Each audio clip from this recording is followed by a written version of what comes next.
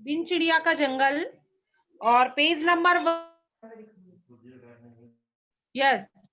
देखिए, चैप्टर का हमारा पाठ का नाम है बिन चिड़िया का जंगल। इससे हमें क्या पता चलता है कि ऐसा जंगल जिसमें क्या ना हो, एक भी चिड़िया ना हो। तो देखिए, इससे हमें क्या पता चलता है। देखिए, बातों बातों में सुबह सुबह घर के आंगन या बालकनी में कौन कौन से पक्षी आते हैं। पहला क्वेश्चन पाठ से रिलेटेड कि सुबह सुबह घर के आंगन में या हमारी बालकनी में, क्योंकि आजकल आंगन खत्म होते जा रहे हैं, फ्लैट वाली जिंदगी हो रही है। फ्लैटों में तो क्या मिलती है, बालकनी। तो घर का आंगन नहीं तो बालकनी में कौन कौन से पक्षी आते हैं।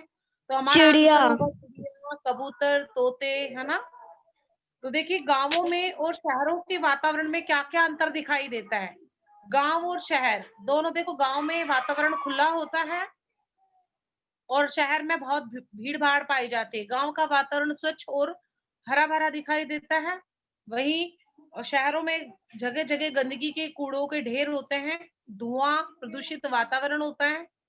सुबह सुबह गाँव में ठंडी ठंडी भीनी भीनी सुगंधित अच्छी हवा चलती है, जो कि ताजा हवा जो हमें शहरों में नहीं मिल पाती है। चिड़ियों की घटती संख्या का क्या कारण है? जो चिड़ियाएँ हैं, इनकी संख्या दिनों-दिन घटती जा रही है, इनका क्या कारण हो सकता है? देखिए, चिड़ियों को कहाँ रहना पसंद है? पेड़ों पर, जंगलों पर, जो कि शहरों में औद्योगीकरण के कारण पेड़ों की दिनों-दिन कटाई हो रही है, जिनके कारण चिड़ियों की वहाँ चिड़ियों का रहना सुरक्षित नहीं है। इसलिए चिड़ियों की संख्या घटती जा रही है, वो वहीं रहना पसंद करेगी जहाँ उन्हें सुरक्षित वातावरण रहने के लिए जंगल, पेड़ मिले। तो जिस तरह से जंगल कम होते जा रहे हैं, उसी तरह से चिड़ियों की संख्या भी कम होती जा रही है। आगे देखिए, घर के आंगन में चहकती चिड़िया, फूलों पर मंडराती तितलियां, तो जैसे कल्पना की बात हो गई है। कल्पना की बात, जैसे हमने बहुत दिन हो गए घर में आंगन में चिड़ियों का घूमना, चहकना और फूलों पर तितलियों को मंडराते हुए देखना। जैसे पहले हम कहीं भी जहां से भी रास्ते से गुजरते थे, हमें सड़क के चारों ओर पार्क में फूल ही फूल दिखाई देते थे और उन पर तितलियां स्वच्छंद रूप से घूमती थी। लेकिन आज ऐसा नहीं मिलता है। प्रकृति की अंधाधुंध रेस ने प्रकृति के इन सुंदर उपहारों को हमसे छीन सा लिया है। जरा कल्पना कीजिए ऐसी दुनिया की जहां ना चिड़िया चहचहाती हो और ना तितलियों के रंग बिखरे हो। लेखक ने इस लेख में इसी चिंता को व्यक्त किया है कि छोटे जीवों के प्रति हमारी संवेदना कम क्यों होती जा रही है। हम इस पाठ में यही पढ़ेंगे, लेखक ने हमें इतनी इस चिंता को व्यक्त किया है कि जो छोटे जीव हैं, चाहे वो पक्षी से रिलेटेड हो या कोई जानवर हो, इन जीवों के प्रति हमारी संवेदना है, वो कम क्यों हो रही है? हम अपने स्वार्थ के लिए ऐसे क्यों बन गए हैं कि जो हमारी संवेदना इनके प्रति कम हो गई है? कुछ ही अब देखिए, पाठ शुरू होता है हमारा।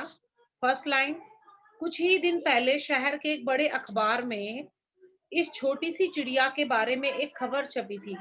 हमारा पहला क्वेश्चन यहीं से बनता है कि अखबार में कौन सी खबर छपी थी या किसके बारे में खबर छपी थी। हमारा आंसर होगा एक छोटी सी चिड़िया के बारे में। तो आप इसे अंडरलाइन कर लीजिए, छोटी सी चिड़िया के बारे में। फर्स्ट लाइन अंडरलाइन, छोटी सी चिड़िया के बारे में।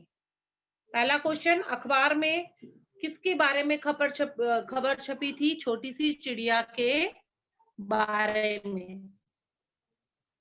नेक्स्ट खबर, पक्षीविदों की यह चिंता उजागर करती। पक्षीविद दो शब्दों से मिलकर बना है, पक्षी प्लस विद। पक्षी से पक्षीविद मतलब विद्वान या ज्ञान रखने वाले। ऐसा व्यक्ति जो पक्षियों का ज्ञान रखता है उन्हें पक्षीविद कहते हैं। कि यह चिंता उजागर करती है कि शहर में गोरैयों की संख्या लगातार घटती जा रही है। एक छोटी सी चिड़िया के बारे में खबर छपी थी अखबार में कि जो एक गोरैया है, एक प्रकार की चिड़िया है, उसकी संख्या दिनों-दिन घटती जा रही है और कौवों की संख्या बढ़ती जा रही है। किसकी संख्या बढ़ रही है? कौवों की, और गौरैया की कम हो रही है। खबर को पढ़कर मुझे एक पुरानी घटना याद आ गई। जैसे हम ऐसी कोई खबर पढ़ते हैं तो हमें उससे रिलेटेड कई घटनाएँ याद आ जाती है कि हाँ, मैंने कई दिनों से इस पक्षी को नहीं देखा, मेरे को इतने दिन हो गए तितली को देखे हुए। मैंने कबूतर को नहीं देखा, तोते को उड़ते आकाश में मेरी बालकनी में आते नहीं देखा। तो इस तरह की घटनाएँ सभी के मन में आ जाती है। तो एक दिन अचानक ही शहर के एक व्यस्त इलाके में पौधों के एक झुरमुट में एक तितली को देखकर अचानक मुझे एहसास हुआ, अरे! कितने दिनों बाद मैं तितली को देख रहा हूँ। जैसे ही कोई व्यक्ति झाड़ियों के झुरमुट से निकल रहा था, लेखक तो उसे याद आया कि एक तितली को देखकर कि आज मैंने कितने दिनों बाद तितली को देखा है ना?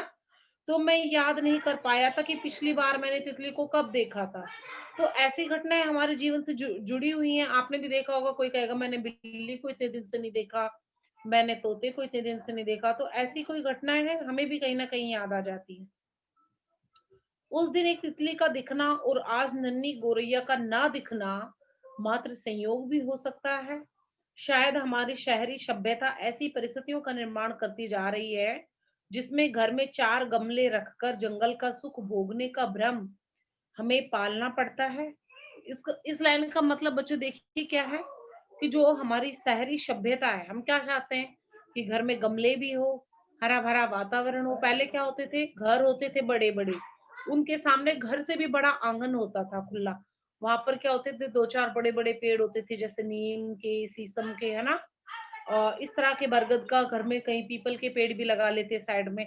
इस तरह के पेड़ मिलते थे और छोटे-छोटे जो सब्जियों की छोटी-छोटी क्यारी घर में आंगन में ही कर लेते थे, है ना? इस तरह का हरा-भरा पूरा वातावरण दिखता था। लेकिन आजकल जो शहरी हमारी सभ्यता हो गई है, तो हम क्या करते हैं, हमारे हमारे घर में हम 4 गमले रख कर के और आराम से उसके बीच में बैठते हैं। ऐसा लगता है कि हम हरे-भरे जंगल में बैठे हैं, है ना? क्योंकि आजकल की परिस्थिति ऐसा है कि जीवन हमारा सिमट गया है। हम छोटी-सी जगह में रहना पसंद करने लगे। छोटा-सा घर देखिए, जिसमें हमारी जो शहरी सभ्यता है, उन्होंने ऐसी परिस्थितियों का निर्माण कर दिया है कि जिसमें घर में 4 गमले रखकर जंगल का सुख भोगने का भ्रम हमें पालना पड़ता है। भ्रम रियली नहीं होता है, हमें सिर्फ भ्रम होता है। हम 4 गमले रख देते हैं बस। और घर में क्या रखते हैं, जब हमें समुद्र देखना होता है, तो घर में 2 बाय 2 फुट का समुंदर बनाकर, एक्वेरियम की बात हो रही है यहाँ पर। एक्वेरियम जानते हो ना? घर में 2 बाय 2 फुट का समुद्र बनाकर उसमें रंग-बिरंगी मछलियों को निहारने का सुख पा लेते हैं। एक तो जंगल को क्या कहा है लेखक ने कि बालकनी में 4 गमले रख लिए। आपको अपने जंगल का सुख भोगने का भ्रम पालना पड़ता है। दूसरा है कि 2 बाय 2 फुट का एक्वेरियम रख करके उसमें हम रंग-बिरंगी मछलियाँ डाल देते हैं और समुद्र का सुख भोगने का हम क्या करते हैं, निहारने का सुख पाल लेते हैं। 2 बातें याद हो गई आपको? Yes, ma'am. हाँ, एक तो मैंने पहले ही आपको बताया कि एक तो घर में 2 बाय 2 फुट का समुद्र रख के उसमें रंग-बिरंगी मछलियाँ सभी जानते हो, समुद्र का सुख पा लेते हैं। दूसरा, घर Yes. में 4 गमले रख कर के जंगल का सुख पालने का भ्रम पालना पड़ता है। सच्चाई यह है कि इस तरह प्रकृति से निकटता का भ्रम भले ही पाल लें, पर शहरी सभ्यता की सीमाओं, व्यवस्थाओं ने हमें प्रकृति के उन उपहारों से बहुत दूर कर दिया जो अनजाने ही हमारी झोली सौगातों से भर जाते थे। सौगातों से भरना देखें, जैसे हम पेड़ों की बात करें, हमारे सौगात मतलब अच्छी चीजें उनसे भर जाते हैं। सौगात मतलब उपहार। जैसे देखिए, गाँव में जो बड़े-बड़े घर होते हैं, हम कहीं अमरूद का पेड़ लगा लेते हैं। क्या आप शहरों में फ्लैट वाली ज़िंदगी में आप अमरूद का पेड़ लगा सकते हो? नहीं। हमारे गाँव में बड़े-बड़े आँगन होते हैं, अमरूद है, कहीं जामुन का पेड़ है, कहीं आम का पेड़ लगा हुआ है, कहीं अंगूर की बेल चढ़ी हुई है।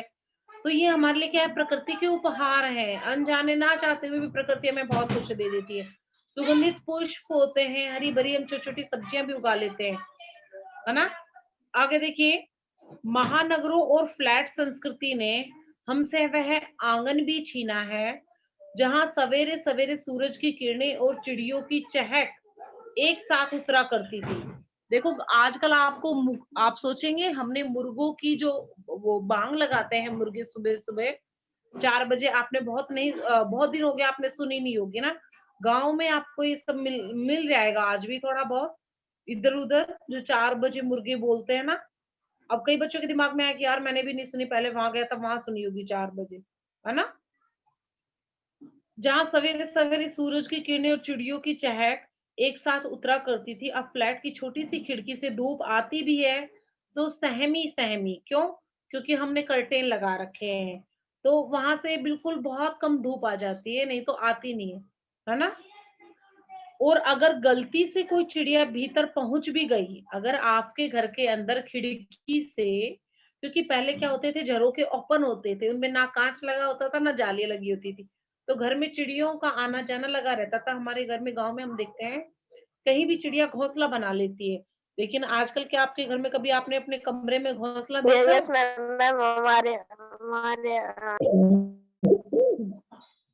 तो क्या है, क्योंकि आपके जो घर हैं आजकल के, उनमें कहीं ना कहीं कांच लगा दिए गए हैं, तो चिड़िया आ नहीं पाती है। अगर वो गलती से आ भी जाती है तो बेचारी टक्कर मार मार के वो वहीं मर जाती है, क्योंकि उसको रास्ता ही नहीं मिलता है। चारों तरफ से हमारा घर क्या होता है आजकल, बंद होने लगा है, उसको जाने का रास्ता नहीं मिलता है। देखिए, अगर गलती से कोई चिड़िया भीतर पहुंच गई तो उस अभागिन का आकाश ही छूट जाता है उससे। कहाँ-कहाँ टक्कर नहीं मारनी पड़ती उसे दीवारों से घिरे उस तथाकथित घर से बाहर निकलने के लिए। क्योंकि हमारे घर में जो काँच की खिड़कियाँ लगी हुई है, उसको जब वो अंदर से देखती है, उसको लगता है यहाँ से निकलने का रास्ता है। तो वो सीधा निकलने के लिए उसमें टक्कर लगती है, उसको सीधा उसकी चोंच में लगती है कि नहीं? तो देखिए, ऐसे घरों में निवास करने वाला मन भी कितना संकुचित हो जाता है। मन मतलब इंसान का मन, वो संकुचित हो जाता है, वो बाहर जाना पसंद ही नहीं करता, वहीं कानों में ईयरफ़ोन लगा है, वहीं आनंद में रहता है। ना उस मन में रिश्तों की ऊष्मा के लिए कोई जगह होती है। वो रिश्ते मतलब ना तो अपने रिश्तेदारों में अपना समय बिताना चाहता है, ना उसे ये पता होता है कि मेरे पड़ोस में कितने कैंडिडेट रह रहे हैं, है ना? या आज उनके साथ क्या व्यवहार है, क्या दुर्घटना हो रही है, उन्हें कुछ मालूम नहीं होता है। तो इसलिए कहा है कि जो आज शहरी सभ्यता है, ना तो उनमें रिश्तों के लिए कोई ऊष्मा रह गई है, ना ही, और उनका मन भी संकुचित हो गया है, ना किसी तितली या किसी नन्ही चिड़िया की ज़िंदगी से जुड़ने की उमंग होती है। पत्थर होने का तो और क्या मतलब है? पत्थर ना होते जा रहे होते अगर, हम तो हमारे जीवन से चिड़िया की चहक इस तरह फुर्र से उड़ जाना, हमें कुछ तो अखरता। अखबार में खबर पढ़कर ही हमें क्यों याद आता है कि अरे हाँ, बहुत दिनों से चिड़िया दिखी ही नहीं। एक बार जापान जाने का मौका मिला था मुझे। लेखक क्या कह रहा है? अब तो उसे तितली की बात याद आई थी, एक झाड़ी में तितली को देखकर। अब वो उसे जापान की बात याद आई कि वो एक बार जापान गया था, तब मैं हिरोशिमा भी गया था। दूसरे विश्व युद्ध में परमाणु बम की विभीषिका झेलने वाले इस शहर को जापानियों ने बहुत ही सुंदर रूप दिया था। खूब सारे बगीचे हैं, वहां पेड़ तो असंख्य हैं। एक दिन पेड़ों की दो कतारों के बीच से गुजरते हुए अचानक मुझे लगा कि वहां कौवे ही बहुत हैं, बहुत ही कौवे हैं वहां पर। उन कौवों को का आकार भी हमारे यहाँ के कौवों से कुछ बड़ा था, कुछ ज्यादा ही बड़ा था हमारे यहाँ से। तभी मुझे यह भी महसूस हुआ कि वहां कौवे ही कौवे हैं, दूसरे पक्षी नहीं है। इसका कारण भी आ जाएगा क्यों। बहुत अजीब लगा था मुझे। मैं आपको दिखाई दे रही हूँ? लाइट चली गई है। Yes ma'am, your video is yes fine. Ma'am. Okay. Done. देखिए, मुझे बहुत अजीब लगा था। दूसरे विश्व युद्ध में परमाणु बम की विभीषिका सिर्फ जापानी जनता ने ही नहीं झेली थी, जापान के पेड़ पौधे भी झुलसे थे। देखिए, जब वहां से परमाणु बम की जो विभीषिका हुई, परमाणु बम गिराया गया वहां पर, तो क्या हुआ, साथ में इंसान घर थोड़े ही थे वहां पर, वहां की प्रकृति को भी नुकसान हुआ। वहां के पेड़ पौधे सब समाप्त हो गए, पेड़ पौधों के साथ पेड़ों से संबंधित जो भी जीव जंतु थे सब जलकर नष्ट हो गए। आगे देखिए।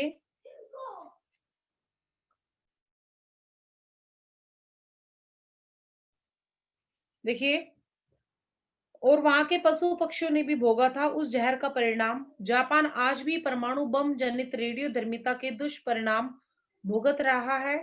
कोई अचरज नहीं कि मनुष्य के सिरजे उसी जहर ने नन्ही गोरैया को भी मार दिया है। बचती भी कैसे, वह नन्ही सी जान थी मर गई, मैंने मन ही मन सोचा था तब, शुक्र है कौवे बच गए, अपने छोटे-छोटे पंखों से खुले आकाश को नापने की आकांक्षा का कोई तो प्रतीक बचा है। मतलब लेखक ने क्या कहा कि मैंने मन ही मन सोचा कि चलो कौवे तो बचे हैं। अब आगे देखिए एक और घटना यहाँ पर कहते हैं युद्ध में सबसे पहले मनुष्य के सर्वश्रेष्ठ की बलि चढ़ती है। आप इस लाइन को अंडरलाइन करें पेज नंबर 116 पृष्ठ संख्या 116 116 पेज नंबर पे पहली लाइन अंडरलाइन कीजिए।